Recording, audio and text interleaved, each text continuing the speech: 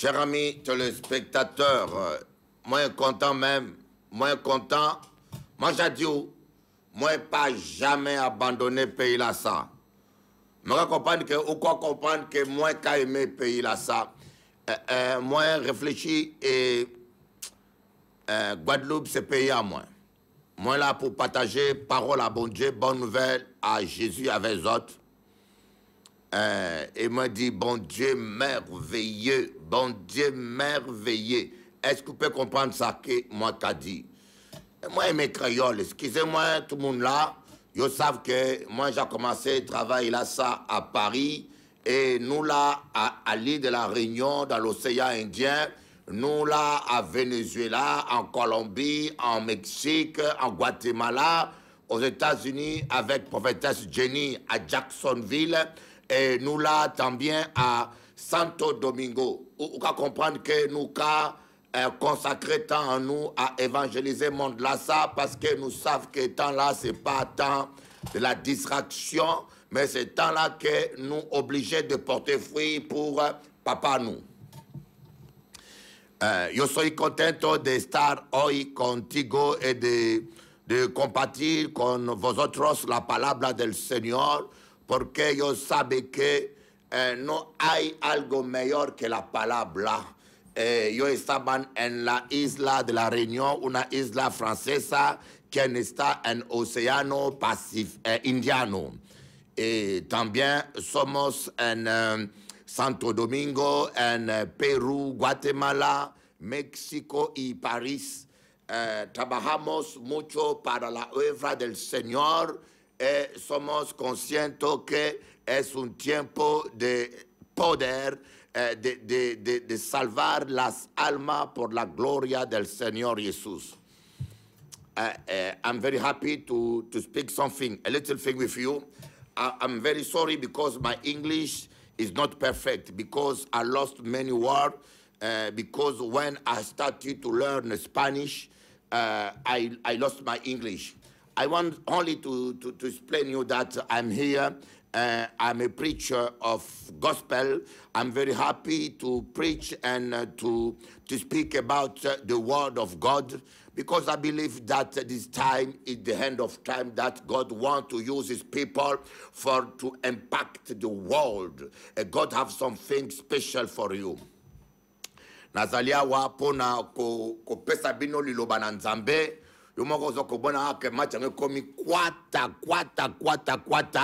batu bache bakal bachenga bakal ndenge na ndenge babuka ni makolo ndenge moko asomo. Oh match komi wa me Yesu azalia wa boko bundisa boko lemba ba petit boko bundisa boko lemba Jésus azalia wa nangai azali master pir yakolo. Voilà, bon, j'ai parlé un peu quelques langues, sans oublier d'autres langues, mais on a parlé en quelques langues, voilà. Et je voulais partager un petit peu avec tout le monde. Amen. Mais les créoles réunionnais, je ne connais pas. Et les créoles mauriciennes, c'est encore pire. Là, c'est trop compliqué pour moi. Les ingrédients de la médiocrité. Alors, j'espère que le frère Nibert m'amène ma Bible, parce que ma Bible, je l'ai oubliée dans la voiture. Oh, Rabashoto Koroba Shakababa Yokoroba Sakama Yoroba Sandara Baba Yondoro Kondo. Oh, Ramashotoro Kababa Yekabashondo. Oh my God. Vous avez vu, la semaine passée, je viens de l'île Maurice. Le vendredi passé, le jeudi passé, de la semaine passée, j'étais à l'île Maurice. On a vécu 4 jours fantastiques. Je vous dis 4 jours fantastiques. Les gens, j'étais à l'île de la Réunion plutôt. Les gens ont vu la puissance de Dieu, la gloire de Dieu. Et le samedi, j'ai pris l'avion et après 13 heures de vol, j'étais à Paris. Et le dimanche matin, après avoir prêché à Paris, le mercredi, j'ai pris l'avion, mais voici en Guadeloupe. Vous comprenez qu'on n'a pas le temps à perdre avec les bêtises. Vous comprenez? On n'a pas le temps à perdre avec des paroles à gauche, à droite, machin. Actuellement, il y a un bruit à Paris. Quelques chrétiens stupides et couillons disent que Bishop Eli a violé une fille de 12 ans. Imaginez-vous un homme beau comme moi aller faire de telles choses. Vous vous imaginez que c'est grave. Mais je me dis parfois, comment des gens peuvent se dire chrétiens, dire autant de bêtises? Alors, pour leur montrer vraiment qu'ils vont espérer désespérément mon désespoir, je l'ai dit à la télévision guadeloupéenne. Cette télévision est suivie dans toute la Guadeloupe. Elle est suivie en Guyane en direct. Et je suis suivi aussi en Amérique du Sud, en Guyane. Je suis suivi aussi en Martinique. Et c'est retransmis aussi en métropole. Et je dis aux policiers, je suis là, à Guadeloupe, à Canal 10. Si vous me recherchez, je vous attends. Et parce qu'il paraît-il que renseignements généraux, vous faites des enquêtes sur moi et je vous trouve vraiment fainéant parce que vous ne m'attrapez pas, je prends l'avion, je pars, je monte. Oh, chrétiens, soyez moins stupides que ça, chrétiens. Arrêtez de croire toutes les bêtises que les gens vous disent. Ça qu'a fait 20 ans, moi, à pays là, ça, pour mon arrêter, moi, hein. Yo qu'a fantasmer toujours, Bishop Eli, arrêtez, Bishop Eli comme ça. Arrêtez vos fantasmes là. Vous allez fantasmer ma shit. Mais avec, vous savez, oh, tant que vous êtes avec Jésus, oh. Est-ce que vous me comprenez, hein? Ce que je dis là, c'est tellement important. C'est pas important où se trouvent tes ennemis. Et de toute façon, les traîtres sont toujours... Le danger n'est pas loin de vous. Hein? Les gens qui vont vous trahir ne sont pas loin de vous. Les gens qui vous trahiront sont les gens des fois qui mangent avec vous à table, comme Judas. Hein? Les gens qui vous trahiront de façon même, ont même le même sang que vous, comme Caïn. Vous voyez, hein? Les gens qui vont vous faire du mal, c'est parfois vos propres frères, comme le cas de Judas. Vous voyez, les gens qui vont vous contester, c'est parfois dans votre propre famille, dans l'église de Dieu parfois, comme Jésus et ses frères. Les gens qui vont vous contester, c'est Myriam, ta propre sœur, comme Aaron et Myriam sont allés contredire Moïse. Vous voyez, quand il s'agit du royaume des cieux, la famille parfois est divisée. Quand il s'agit du royaume des cieux, parfois les couples sont divisés. Mais soyez prêts, soyez prêts. Vous savez, le plus important, c'est pas le nombre de gens qui sont autour de vous. Ne vous laissez... Oh, le premier élément de la médiocrité, c'est la distraction. Le premier élément de la médiocrité, c'est la distraction. Vous voyez, des fois nous sommes distraits. Et c'est la raison pour laquelle l'apôtre Paul a dit à Timothée, oh Timothée, combat le bon combat. Vous comprenez? Quand vous combattez le faux combat, vous tombez dans la distraction. Au lieu de lire la parole de Dieu, au lieu de chercher la présence de Dieu, vous cherchez où est le diable. Au lieu de chercher la présence de Dieu, vous cherchez où est le diable. Est-ce qu'il est au port Nord? Est-ce qu'il est à Tour Eiffel? Est-ce qu'il est sous les eaux? Mais ne vous occupez pas de diable. Hein, monsieur, hein, madame, hein, autres qui cherchez trop diable là. Ne vous occupez pas de diable. Que le diable soit habillé en culotte. Ok, je ne sais pas, je ne sais pas. Ne vous occupez pas du diable. Ne vous occupez pas où est le sorcier. Ne vous posez pas la question, qui veut me chercher, qui veut me tuer, qui me cherche du mal. Ce n'est pas votre problème. Ça, c'est le problème de Dieu. Votre travail, occupez-vous de Dieu. Que Jésus-Christ soit le centre de votre vie. Tant que Jésus est en moi, tant que Jésus est en moi, même l'enfer entière ne pourra pas me vaincre. Tant que je suis dans sa parole et que sa parole est en moi, même tous les démons de la terre ne pourront pas me vaincre. Vous voyez, Jésus, pas une seule fois, il s'est occupé de Judas pour dire, Judas, pourquoi tu es hypocrite? Quelqu'un m'a dit, Bishop Eli, tu as beaucoup d'hypocrites autour de toi. Fais attention, tu as beaucoup d'hypocrites. Mais ça ne m'intéresse pas, le nombre d'hypocrites qui sont autour de moi. Le nombre de traîtres, ils peuvent venir. Celui qui vous trahit se pendra lui-même. Donc vous êtes dans la parole de Dieu. À Dieu la vengeance, à Dieu la rétribution. Prenez conscience que votre sécurité est garantie par les anges de Dieu. Vous n'êtes pas seul. Les anges de Dieu sont avec vous. Prenez conscience que celui qui est en vous est plus fort que celui qui est dans le monde. Peu importe le nombre de sorciers ou des marabouts ou des gens qui vous en veulent. Oh my God, my God. Il n'y a pas de problème sérieux devant Dieu. Tout problème est un petit problème devant le Dieu Tout-Puissant. Celui qui a créé le ciel et la terre. Avant de créer la source de la lumière, il a créé la lumière. Voyez, avant de créer le soleil, Dieu a dit que la lumière soit. Il n'y avait pas encore le soleil. Le soleil qui éclaire la planète. Le soleil qui éclaire le système solaire. Il n'était pas encore là. Mais Dieu a commencé par créer la solution avant de créer la source de la solution. Il a a dit que la lumière soit. Il n'y avait pas le soleil et la lumière était là. Après, le soleil est venu. Vous comprenez? Ne cherchez pas à voir la solution pour croire à la solution. Dites simplement que la solution soit. Je ne sais pas comment elle viendra. Je ne sais pas d'où elle viendra. Je ne sais pas. Je ne sais pas. Je sais ce que je sais, que mon Dieu est tout puissant. Je ne sais pas comment Dieu fera. Je ne sais pas comment Dieu agira. Je ne sais pas par quelle manière la chose va arriver. Mais je sais simplement une chose. Celui qui habite en moi est plus fort que celui qui est dans le monde. Celui qui habite en moi, il est le Dieu capable. Que la lumière soit, que le travail soit. Oh, on vous dit, mais messieurs, on est en train de licencier du monde. Il n'y a plus de travail en Guadeloupe. Oh, messieurs, ton cas est dépassé. Tu as une grosse fibrone. Il n'y a pas moyen de l'enlever. Oh, messieurs, et le cancer là, c'est incurable. C'est votre parole. Mais je sais simplement que la parole de Dieu dit, tout est possible à celui qui croit. Tout est possible à celui qui croit. Je sais ce que je sais, que celui qui habite à moi, par ce maître ici, il m'a guéri il y a 2000 ans.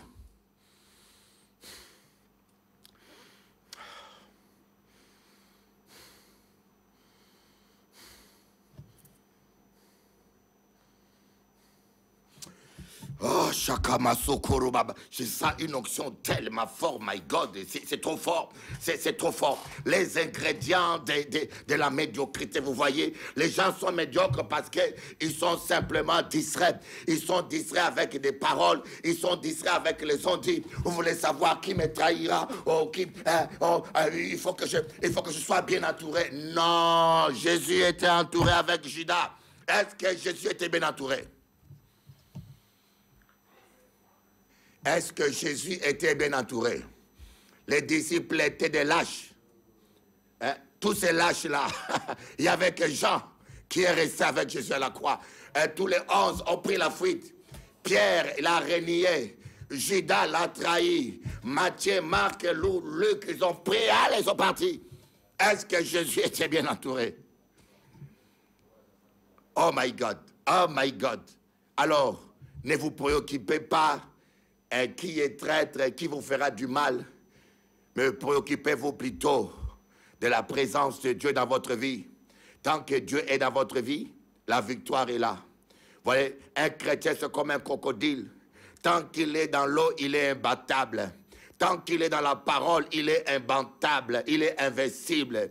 Tant qu'il est dans l'eau, tant qu'il est dans l'amour, tant qu'il pardonne, il est invincible. Vous voyez, ouais, la Bible dit dans le psaume 2, « Envers les rois de la terre se liguent contre l'Éternel et son Messie. » Les rois de la terre, ça représente les gens qui ont le pouvoir. Ça peut être des députés, ça peut être des hommes d'affaires, des gens qui ont du pouvoir décisionnaire dans ce monde politique administratif. Voilà, en vain, ils se liguent. Voyez, quand vous êtes un oint de l'Éternel, il y aura toujours des gens qui vont se liguer contre vous. Mais c'est en vain qu'ils se liguent.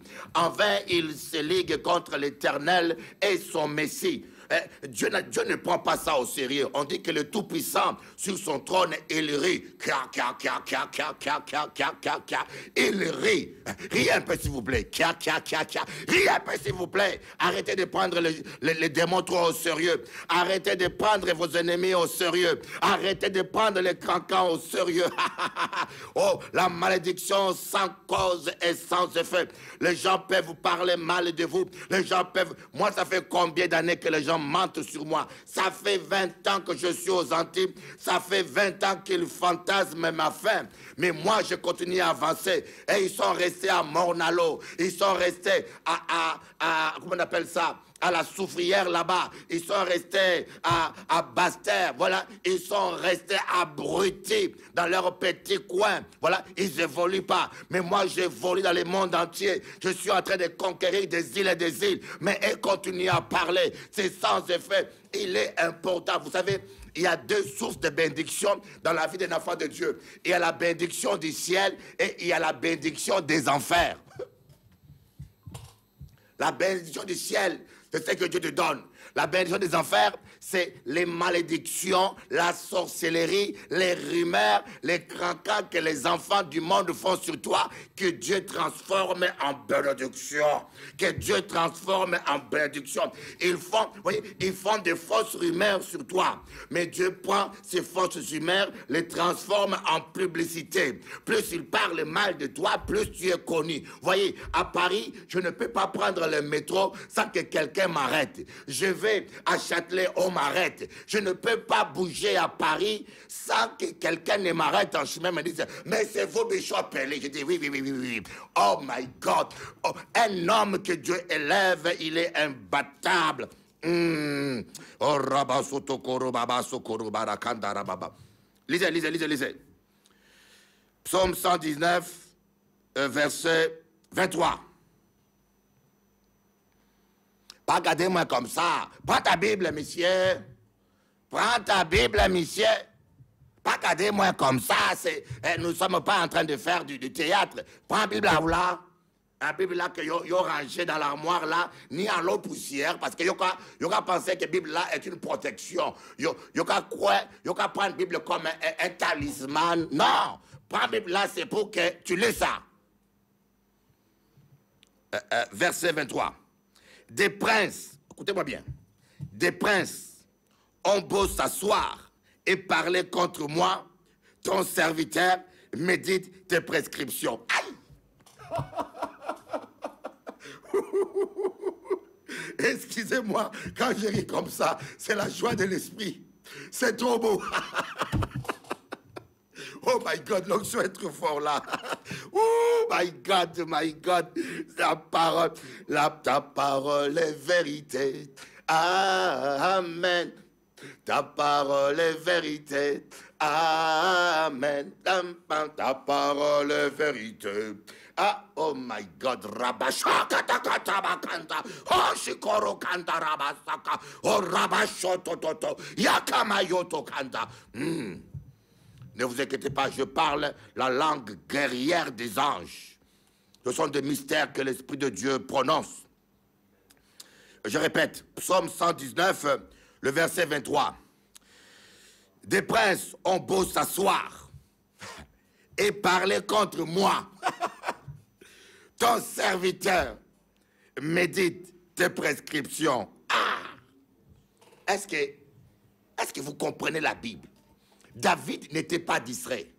David ne se laissait pas distraire par des on-dit. Il dit, des princes ont beau s'asseoir, comploter contre moi. Ils vont beau s'asseoir, chercher à me détruire. Ils vont parler contre moi. Mais ce n'est pas mon problème. Ils ne vont pas attirer mon attention. Moi, je suis focus sur la parole de Dieu. Écoutez, je suis focus sur la parole de Dieu. Je demeure dans l'eau comme un crocodile. Je demeure dans l'eau comme un poisson. Je demeure dans l'eau et je lis la parole de Dieu. Et je médite la parole de Dieu. Bishop Eli, il paraît que les gens ont dit, oh, arrêtez, ça ne m'intéresse pas. Oh, moi, quand je lis parole à bon Dieu, et vous voyez, ce que les gens pensent de moi ne peut rien changer. Ce que les gens disent de moi, c'est sans effet. C'est ce que Dieu dit de moi qui est le plus important. Ma destinée dépend de ma foi que j'ai dans la parole de Dieu. Au lieu de devenir médiocre, vous voyez, les chrétiens deviennent médiocres quand ils passent tout le temps à écouter les ragots, à écouter les ondits. Et je le dis publiquement. Et vous, Parisiens, écoutez-moi bien. Vous, Parisiens, vous ne connaissez pas Bishop Eli. Et Réunionnais aussi. En Guadeloupe, on me connaît assez bien. Après 20 ans en Guadeloupe, on m'a fait la guerre. Et on est fatigué de me faire la guerre. Et on ne me fait plus la guerre. Mais à Paris et à La Réunion, on ne me connaît pas encore bien. Je vous interdis de me dire ce que les gens disent contre moi. Je vous interdis de me distraire avec les fausses rumeurs que les gens disent sur moi. Ça ne m'intéresse pas ce que les hommes pensent de moi. Ça ne m'intéresse pas ce que les gens disent de moi. Je vous interdis de me rapporter des histoires qui ne m'intéressent pas. Moi, je médite la parole de Dieu. Laissez-les parler, laissez-les, laissez-les. Moi, je médite la parole de Dieu. Et pourquoi? Pourquoi c'est inutile d'écouter les ragots? D'abord, la première chose, tant que vous demeurez dans la parole de Dieu, dans l'amour de Dieu, vous êtes invincible. Bon, maintenant, on dit bien malédiction sans cause et sans effet. Les fausses rumeurs, les cancans ne peuvent pas vous vaincre. C'est impossible. Mais par contre, qu'on vienne me dire le complot qu'on fait contre moi, qu'on vienne me dire un tel a dit sur toi, qu'on vienne me dire les gens disent sur... Ça ne me sert à rien sinon à me distraire. Premièrement, ça me fait distraire. Deuxièmement, ça me fait mal au cœur. Je peux pleurer toute la journée pour rien. Et troisièmement, ça peut m'amener à haïr les gens. Je peux ne pas avoir la force spirituelle, la force morale de pardonner et je vais les haïr et je risque de sortir en dehors de l'eau parce que quand la haine est là, quand l'amertume est là, quand la colère est là, tu sors en dehors de l'eau, tu deviens fragile. Voilà pourquoi je vous dis, vous qui rapportez, ne me rapportez plus jamais rien. Vos rapportages ne sont pas utiles pour moi. Vos cancans et vos rapportages. Voilà pourquoi Paul a dit à Timothée, Timothée combat les bons combats. La distraction, c'est la médiocrité. La distraction. Et deuxième élément de la médiocrité, c'est s'occuper des ministères des autres. Occupe-toi de ton ministère. Dieu a mis des talents à toi. Vous savez, quand le Seigneur va venir nous juger, il va te demander ce que tu as fait. Il va dire, tu as reçu 10 talents. Qu'est-ce que tu en as fait? Je vais te donner la parole de Dieu. Qu'est-ce que tu as fait avec la parole que tu as reçue? As-tu témoigné, Jésus? As-tu gagné les âmes? Qu'est-ce que tu as fait? Je mets en toi l'onction d'intercession. Combien de âmes tu as gagné dans l'intercession? Oui, tu as reçu le don de parler en langue. Combien de fois tu as parlé en langue pour que les âmes soient sauvées? Si simplement on pouvait transformer tous les critiques en intercession, oh my God, oh my God, mighty God, holy God, oh my God. Si simplement on pouvait transformer le temps que nous gaspillons en critiques, si simplement on pouvait les transformer en intercession, my God. Voyez, au lieu de faire ce que tu peux faire, tu passes le temps à parler de ce que l'autre fait. Mais Dieu, nous ne sommes pas des juristes. Dieu n'a pas créé de juristes. Il n'y a pas de ministère de la critique. Il n'y a pas de ministère de juriste. Quel fruit toi tu portes? Montre-moi les âmes que tu as gagnées. Vous savez, je dis à un frère, toi tu as les fesses sur une chaise, voyez? Voyez comme ce fameux prédicateur-là qui est à New York et qui fait les scandales, qui passe son temps à critiquer des ministres de Dieu, à critiquer. Mais le monsieur n'a même pas une église. Il est assis sur un plateau dans sa maison, un véritable fainéant, les fesses sur une chaise et il se met à critiquer, mais Dieu n'a pas appelé à critiquer. Mais moi, je suis dans l'action. Je suis dans l'action. Je prends l'avion, je descends à La Réunion et je prêche, je délivre les âmes, je reprends l'avion. Je descends à Paris, je prêche, je bâtis une église de 200 personnes, je prends l'avion, je viens en Guadeloupe, je mets ma vie en péril, je laisse mes enfants, je laisse ma famille, je suis en action. Mais toi, tu es le fait sur une chaise et tu passes tout ton temps à critiquer. C'est de la lâcheté, c'est du travail facile. C'est un faux combat. Commence par porter du fruit. Car n'oublie pas que lorsque Dieu viendra, il te demandera quel est ton fruit. Je t'ai donné des talents. Comment tu l'as rentabilisé? Tu vas dire, non Seigneur, je n'ai pas eu le temps d'évangéliser parce que j'étais en train de suivre Bishop Eli à la télé. J'ai examiné, là il a déconné, j'ai examiné Bishop Eli, mais là, il ne prêchait pas bien. Il dit, mais non, oui, d'accord. Bishop Eli, c'est Bishop Eli. Toi, qu'est-ce que tu portes comme fruit? Troisième élément de la médiocrité. Oh my God, oh my God. Troisième élément de la médiocrité. Troisième élément de la médiocrité. On va lire Psaume 1, verset 1.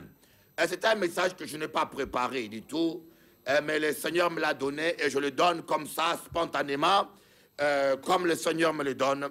Et je laisse l'Esprit me guider. Psaume chapitre 1, verset Verset 1. Heureux l'homme qui ne marche pas selon les conseils des méchants et qui ne s'arrête pas sur le chemin de pécheurs et qui ne s'assied pas sur le banc des moqueurs. Ah! Alors, dites-moi, en un mot, si on vous dit résumer en une seule phrase, c'est en une seule phrase ce sous-chapitre. Heureux l'homme qui ne marche pas selon les conseils de méchants, qui ne s'arrête pas sur le chemin de pécheurs et qui ne s'assoit pas sur le banc des moqueurs. En une seule phrase, je dirais, heureux l'homme qui sait choisir son entourage. Heureux l'homme qui sait bien choisir son entourage. Malheur à l'homme qui ne sait pas choisir son entourage. Oh, mes amis, oh, la vie est courte. Écoutez-moi bien, Bougamoué. Moi, Kadiou, la vie est courte. La vie est courte. Quand quelqu'un ne vous apporte rien, effacez-les de votre liste, de vos contacts. Et parce que Dieu est comme ça. Vous voyez, Jésus, il est allé, il a vu un figuier. Et le figuier, Jésus l'a créé pour qu'il porte des figues. Il arrive là, il avait besoin de figues. Le figuier ne portait pas de figues. Qu'est-ce que Jésus a fait? Il a maudit. Il a maudit. Il n'avait pas le temps à perdre. Il n'avait pas la terre à gaspiller. Voyez, vous avez le temps à perdre. Vous avez que comme des amis de vauriens, des gens stupides qui passent le temps à draguer les femmes. Hier soir, j'étais dans une voiture et quand, avec le frère Nibert, quand nous sommes allés vers un quartier comme ça, j'ai vu un homme qui passait, il a vu une femme, il a dit « Oh, madame sexy, ah, quel beau corps !» Je dis « Mais ce monsieur, il est bas, il est vulgaire. » Voyez, un monsieur qui n'a rien à faire de sa vie que regarder le corps des femmes. Voilà, il n'a rien à faire de sa vie que ça. Voyez, des gens à ne pas fréquenter. La vie est chère, ne gaspillez pas votre temps avec de vauriens. Ne soyez pas amis de vauriens. Et parce que l'incrédulité est une lèpre qui est contagieuse, parce que la médiocrité est contagieuse, soyez entourés avec les gens qui peuvent vous apporter des éléments nécessaires à l'accomplissement de votre vision. Vous voyez, soyez entourés par de bonnes personnes. Comme David disait, je suis l'ami de ceux qui craignent Dieu. David était l'ami de ceux qui craignent Dieu. Vous voyez, David ne perdait pas le temps avec les gens stupides. Il était ami de gens qui craignent Dieu. Vous voyez, vous voulez que votre mariage soit réussi? Marchez avec des gens qui ont un beau mariage. Vous voulez vivre dans la sainteté, vous êtes célibataire, marchez avec des célibataires qui sont dans la sainteté. Vous voulez vivre, avoir plus d'onction, marchez avec les gens qui ont plus d'onction. Vous voulez être prophète, marchez avec les fils des prophètes. Vous voulez être prophète, marchez avec les fils des prophètes. Choisissez votre entourage en fonction de votre vision. Vous ne pouvez pas dire, je vais faire des bonnes affaires, devenir un homme d'affaires, et vous avez comme amis que des chômeurs, des gens bavards, des gens enviés, des gens fainéants, mais ils vont t'apporter quoi? Tu es en train de gaspiller ton temps.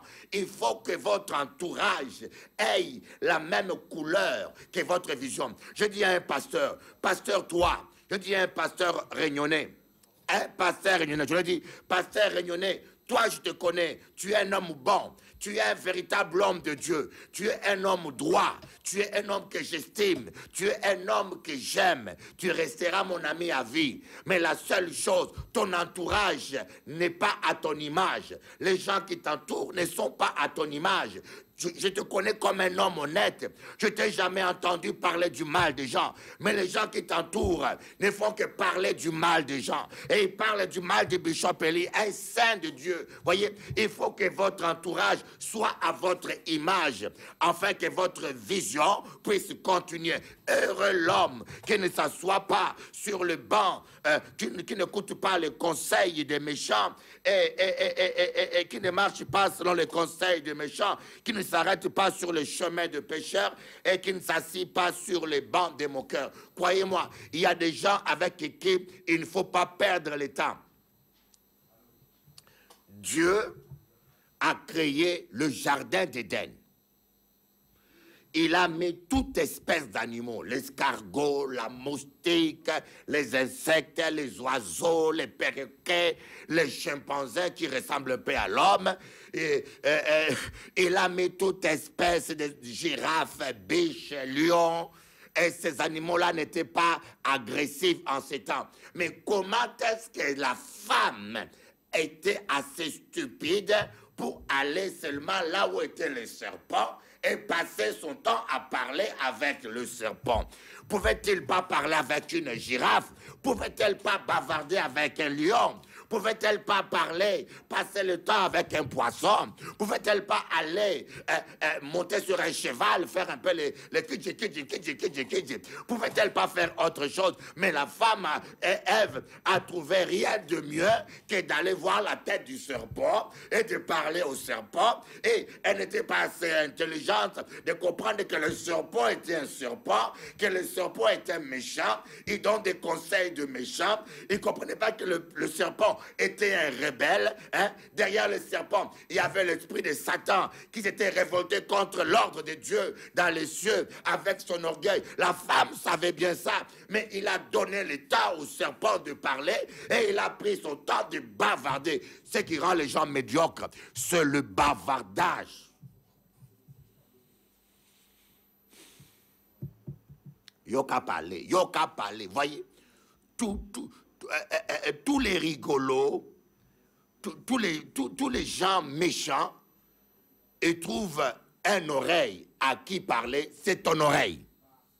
Hein? Et tu te dis innocent. Oh, moi j'aime pas les ragots, il y a trop de craquants, hypocrites.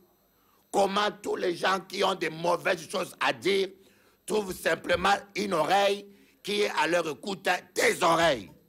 Vous voyez? Parce qu'il y a quelque chose que vous aimez écouter. Ne prêtez pas vos oreilles, ne perdez pas votre temps avec des serpents qui ont des langues venimeuses, les gens qui parlent que du mal, les gens qui parlent que négatif, les gens qui ne font que critiquer, les gens qui parlent, ne perdez pas le temps, allez ailleurs, circulez, ne vous arrêtez pas sur le chemin de pécheurs, circulez, allez ailleurs. Les éléments de la médiocrité. Choisissez bien votre entourage. Vaut mieux avoir peu d'amis que d'avoir trop d'hypocrites. Un monsieur a dit, j'ai peu d'amis parce que je ne suis pas un collectionneur d'hypocrites. Oh my God, oh my God, oh my God, oh my God. Je sens quelque chose de bon. Je sens quelque chose de bon. J'ai des internautes qui m'écrivent là. Qu'est-ce qu'ils me disent là? J'ai quelques internautes qui m'écrivent là. Et vous pouvez m'écrire. Il y a la sœur Grace qui a dit bonjour à tout le monde. Il y a la sœur Carmela de Belgique qui a dit c'est vrai, les fréquentations font beaucoup. Soyons conduits par le Saint-Esprit. Il y a la sœur Kiod, oh my God, elle a dit yes, la sœur Kiod, qui s'appelle Kiod comme ça. Pasteur Nicole, peut-être. Il y a Kiod, oh, je ne sais pas c'est Kiod. Ah oui, et nous avons la sœur Daniel qui a dit exact, oui, Daniel, exact. Voilà, nous avons, dites un petit mot là, nous avons Daniel qui a dit Amen Bishop, oh oui, c'est ça. Vous voyez, je vous suis en direct là et vous êtes écoutés partout. Soyez bénis au nom de Jésus. Un autre élément à la médiocrité qui rend les chrétiens médiocres, c'est le manque de courage. C'est la peur. Voilà. C'est extraordinaire ce que Dieu est en train de faire parce que je me disais, Seigneur, j'aimerais tellement faire un résumé de toute la prédication que je fais depuis des jours à la télévision et chez moi à la maison. Et je me pose la question, mais je vois maintenant pourquoi Dieu Dieu m'a donné ce message, ce titre qui résume le reste. La médiocrité dans la vie des enfants de Dieu, c'est regrettable. On va voir dans les Actes des Apôtres la peur de la tempête, la peur des naufrages, la peur du danger rend beaucoup de chrétiens fainéants. Nous allons voir dans Actes des Apôtres, le chapitre 27, nous allons voir l'apôtre Paul qui a voyagé. Vous savez une chose, Dieu dans son plan, il savait déjà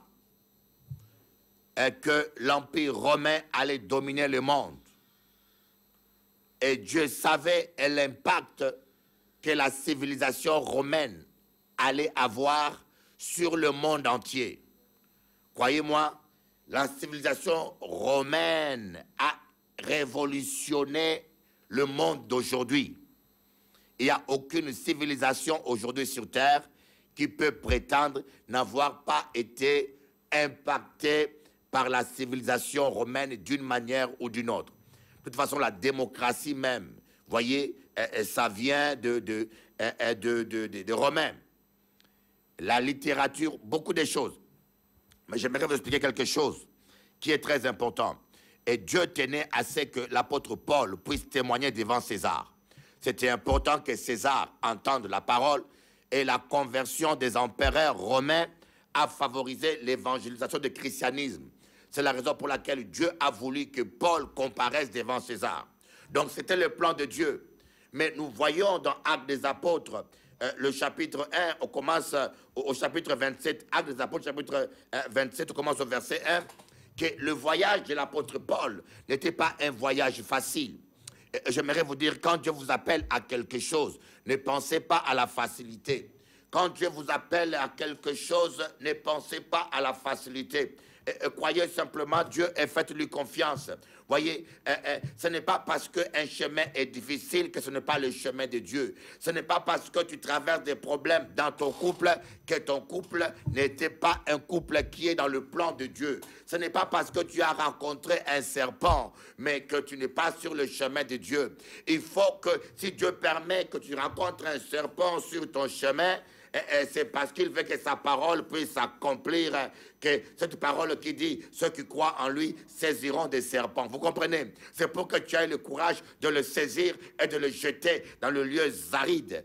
Et vous comprenez ce que j'aimerais vous dire. Oh my God, oh my God. Vous voyez, ici l'apôtre Paul a été pris comme un prisonnier et pour aller dans le voyage. Vous voyez, il n'a pas voyagé première classe, il n'a pas voyagé comme un ministre, non, il a voyagé comme un bandit, comme un meurtrier. Il était attaché, il avait des mains ligotées comme un prisonnier. Vous voyez, des fois, Dieu des fois est obligé d'utiliser la méthode dure pour nous obliger à marcher sur son plan. Vous comprenez? Dieu parfois est obligé d'utiliser la méthode dure pour nous obliger à marcher dans ce plan. Vous voyez, l'apôtre Paul était tellement pris et demandé partout que franchement, si Dieu n'avait pas utilisé cette méthode dure, il n'aurait jamais eu assez de temps pour voyager. Il n'aurait jamais eu assez de temps. Voilà pourquoi Dieu a permis que cet apôtre passe beaucoup de temps dans la prison. Et pourquoi? Parce qu'en prison, personne ne pouvait le déranger. En prison, il ne pouvait pas avoir des coups de fil. En prison, il avait assez de temps pour écrire les épîtres. Voilà la raison pour laquelle l'apôtre Paul, c'est l'apôtre qui a écrit plus des épîtres. Pourquoi il a écrit autant des épîtres? Parce qu'il a passé plus de temps dans les prisons pour avoir le temps d'écrire des épîtres. Gloire à Dieu. Toutes choses concourent au bien de ceux qui aiment Dieu. Même lorsque nos ennemis nous emprisonnent, nous font de coups bas, de coups hauts, Dieu sait toujours sortir sa gloire. Dieu sait toujours se glorifier. Quoi qu'il t'arrive, même quand tu ne comprends rien, ne t'inquiète pas, fais confiance à Dieu. Ne t'inquiète pas de la tempête, des naufrages. Inquiète-toi plutôt de ta communion avec ton Dieu. Ne t'inquiète pas du vent contraire qui souffle. Inquiète-toi d'abord. Regardez un peu ce qui est arrivé à Joseph. Joseph devait aller en Égypte. C'était le plan de Dieu. Vous voyez, mais Jacob était tellement charnellement attaché à Joseph qu'il n'était pas prêt à laisser Joseph partir. Alors, à cause de cela, Dieu a permis que Joseph voyage dans des conditions déchirantes. Voyez, que Joseph soit arraché de force à son père, qu'il soit vendu comme esclave et qu'il voyage comme esclave, comme un prisonnier jusqu'en Égypte pour que le plan parfait de Dieu puisse s'accomplir. Oh, il y a certains naufrages, il y a certaines difficultés qui sont pour la gloire de Dieu. Ne t'inquiète pas pour les chômages. Ne t'inquiète pas pour les divorces, ne t'inquiète pas pour les attaques, ne t'inquiète pas pour les factures, ne t'inquiète pas, ne t'inquiète pas, ne t'inquiète pas. Toutes choses concourent bien de ceux qui aiment Jéhovah. Toutes choses.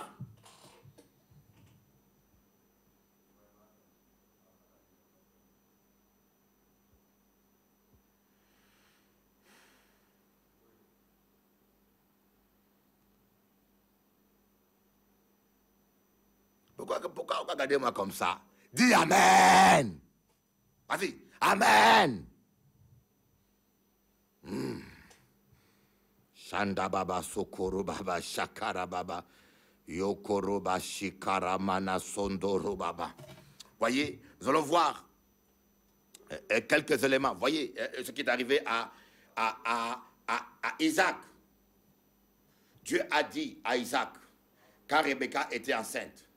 Dieu lui a dit, le second fils va dominer le premier. Le nez sera soumis au second. Il y avait une lutte dans son ventre.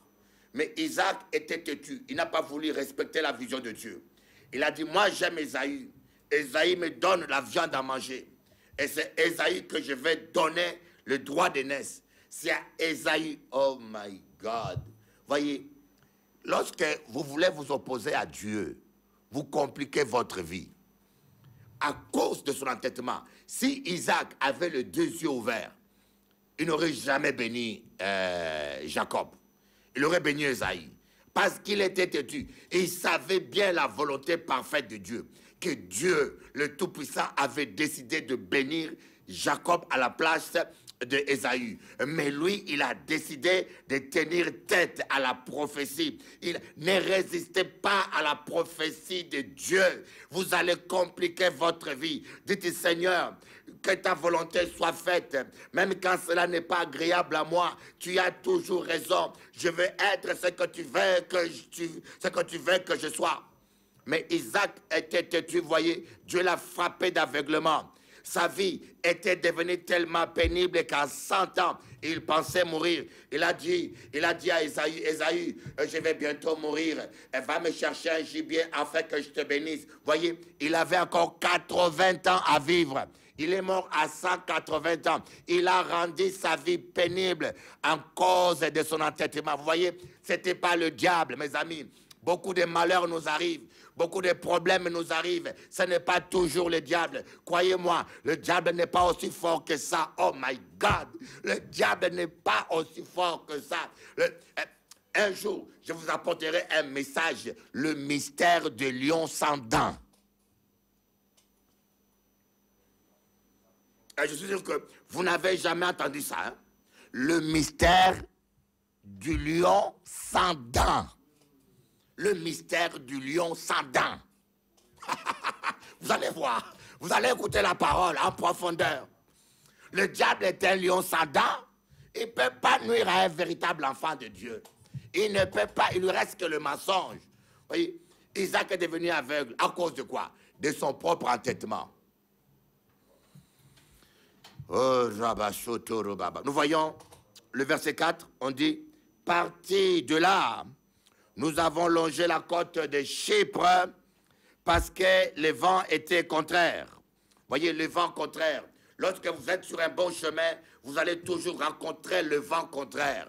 Oh my God, le vent contraire, le vent contraire. Lorsque Dieu a dit à Sarah, tu seras mère d'une grande nation, tu auras des enfants et des enfants. Voyez, lorsque Dieu a dit ça à Sarah, lorsqu'Abraham a reçu la révélation qu'il sera père d'une grande des nations, et qu'est-ce que le diable a trouvé de mieux à faire? Le vent contraire. Il a rendu Sarah stérile. Il a rendu Sarah stérile. Lorsque Dieu a dit à Joseph, tu seras prince.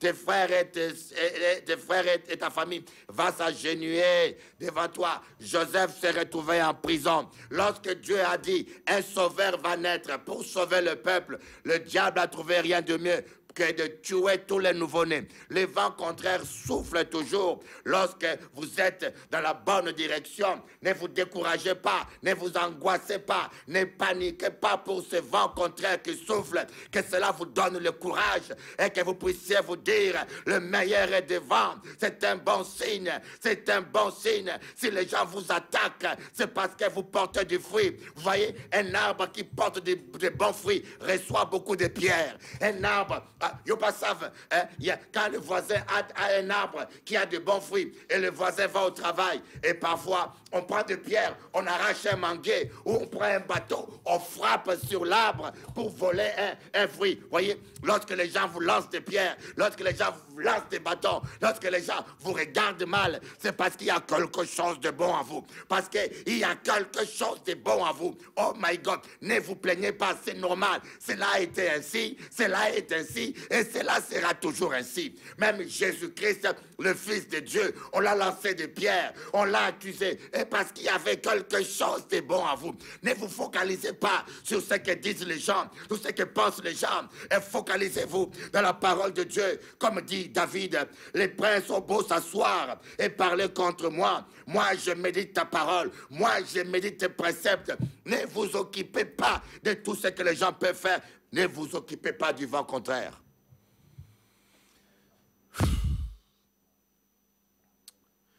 Ah, il y a tellement de gens qui se plaignent, toujours en train de pleurer, de pleurnichards, hein? Toujours en train de pleurer, des cabris, mais le mouton, quand on veut le couper, il ne pleure pas. Le mouton, quand on veut le gorger, il est silencieux.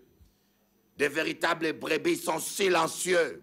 Même quand on complote, on veut couper leur chair, ils sont silencieux, ils payent le prix. Oh, mais voyez le mouton, le cabri, le cabri et le bouc, toujours, il pleure même, il pleure comme un homme parfois. Vous avez l'impression que c'est un homme qui pleure là. C'est ça les chrétiens, des faux chrétiens qui sont en train de résister au plan de Dieu. Dis Seigneur, que ta volonté soit faite. Même quand elle est douloureuse, que ta volonté soit faite. Et nous voyons au verset 7, on dit, pendant plusieurs jours, nous avons navigué lentement, nous avons atteint à grand-peine les parages des Cnides. Et comme le vent ne nous permettait pas d'aborder, nous avons longé la crête vers Salomné. Voyez, ce n'est pas parce que tu marches avec Dieu que les choses seront faciles. Nous voyons verset 9, on dit quoi? Un temps assez long s'était écoulé et la navigation devenait dangereuse. La navigation devenait dangereuse. Paul était en danger, mais il était dans le plan de Dieu. Vous comprenez ce que j'aimerais vous dire? Le chemin de Dieu n'est pas un chemin de facilité. Même quand tu es en danger, même quand la situation devient difficile, même quand la situation devient compliquée, dites-vous, Seigneur, tu es fidèle. Dites comme Job, mon Rédempteur est vivant. Je sais qu'il se lèvera le dernier et mes propres yeux le verront.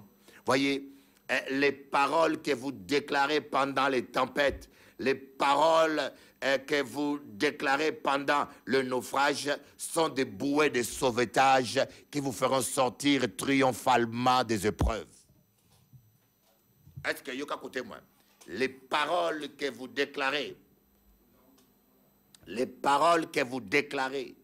durant la tempête sont comme des bouées de sauvetage qui vous feront triompher des épreuves.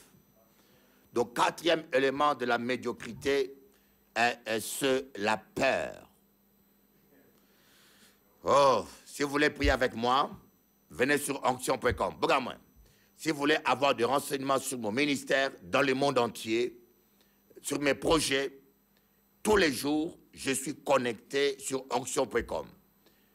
Dans la grâce de Dieu, je suis l'un des pasteurs le plus accessible sur la surface de la terre. Où que vous soyez, sur onction.com, vous pouvez suivre mon culte. Là, actuellement, Canal 10 est suivi en Afrique, au Congo, à La Réunion, au Pakistan. Les gens me suivent au Pakistan, en Arabie Saoudite et en Égypte. Des chrétiens persécutés me suivent. Dans les prisons, on me suit par Internet. Et tous les jours, je prie avec les gens en direct. Actuellement, j'ai plus de 100 000 fans sur Facebook. 100 000. 102 000 fans.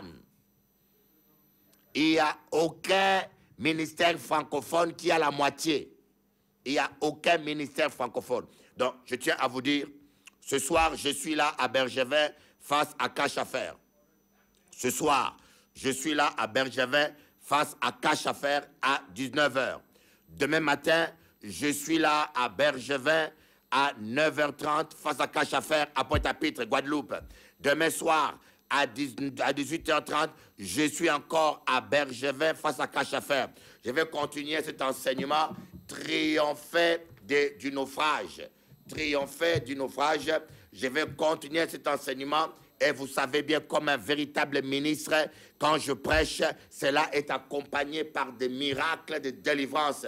Vous ne pouvez pas venir à une réunion que moi je dirige sans que vous voyez une délivrance. La parole de Dieu doit être suivie d'une démonstration. Le blablabla, blablabla, c'est pour les francs-maçons qui parlent, on ne voit rien.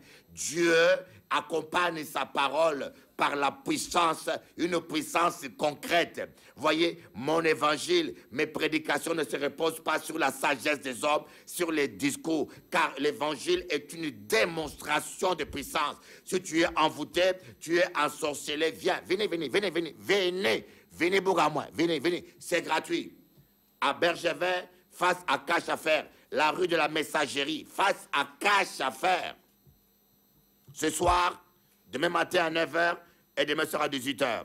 Et ce soir aussi, on a réunion à Paris, à Juvisy, avec l'apôtre Ricardo du Brésil. Réunion à Paris, à Juvisy, avec l'apôtre Ricardo du Brésil, 8 rue de Châtillon-Draveil. 8 rue de Châtillon-Draveil. Tout ça sur onction.com. Et lundi et mardi, je suis en Martinique. Lundi à 19 h, mardi à 19 h, à la rue derrière l'Apéir du COS. Soyez bénis. Derrière l'Apéir du COS, zone industrielle des Cocottes. Juste derrière l'Apéir à Ducos. Rendez-vous sur onction.com. Rendez-vous sur onction.com. Soyez bénis. À bientôt. Si vous voulez avoir renseignements, si vous voulez vous informer, venez sur onction.com. Moi et mes autres, bon Dieu bénisse autres.